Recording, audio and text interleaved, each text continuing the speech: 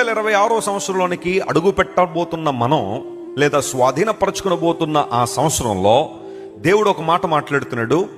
ఆయన మీకు స్వాస్థ్యముగా ఇచ్చుచున్న ఆ దేశంలో దేవుడు నిన్ను ఆశీర్వదిస్తారు. హల్లెలూయా. ఇంక అందులో డౌట్ ఉందా ఎవరికైనా? అనుమానాలు ఏమన్నా ఉన్నాయా? సందేహాలు ఏమన్నా? No doubt, no confusion. The Lord will surely bless you. యెహోవా నీకు స్వాస్థ్యంగా ఇస్తున్నాడు ఆ సంవత్సరాన్ని. నీ శక్తి ద్వారా నువ్వు దాన్ని పొందుకోవట్లేదు, నీ బలం ద్వారా నువ్వు దాన్ని పొందుకోవట్లేదు.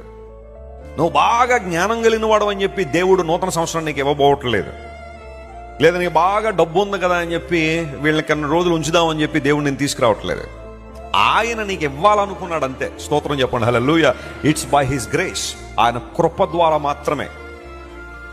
ఇన్ఫ్యాక్ట్ నూతన సంవత్సరం మాత్రమే కాదు, every day is the gift of God.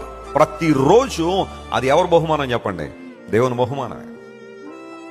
రోజు తిరిగే లోపులో కొన్ని వేల మంది తమ ప్రాణాలు కోల్పోతున్నారు ప్రతిరోజు. మనం ఇంకా సజీవులుగా ఉన్నాము అంటే, సజీవుల లెక్కల్లో ఉన్నామంటే, సజీవుల దేశంలో ఉన్నామంటే అది ఎవరి కృప? దేవుని కృప. మనకన్నా గొప్పవారు ఎంతమంది గతించిపోలేదు, మనకన్నా జ్ఞానం కలిగిన వారు ఎంతమంది గతించిపోలేదు, మనకన్నా ఆస్తిపరులు ఎంతమంది గతించిపోలేదు, మనకన్నా ప్రఖ్యాతిగాంచిన వారు ఎంతమంది గతించిపోలేదు. కానీ దేవుడు తన మహాకృపను బట్టి ఒక్కొక్క రోజు మన జీవితంలో ఎక్స్టెండ్ చేస్తూ, అండ్ ఐ షూర్లీ బిలీవ్, నేను నమ్ముతున్నాను, 2026 సంవత్సరాన్ని దేవుడు స్వాస్థ్యముగా, ఒక ఆస్తిగా దేవుడు మనకు దయచేయబోతున్నాడు. ఆమేన్. Praise the lord.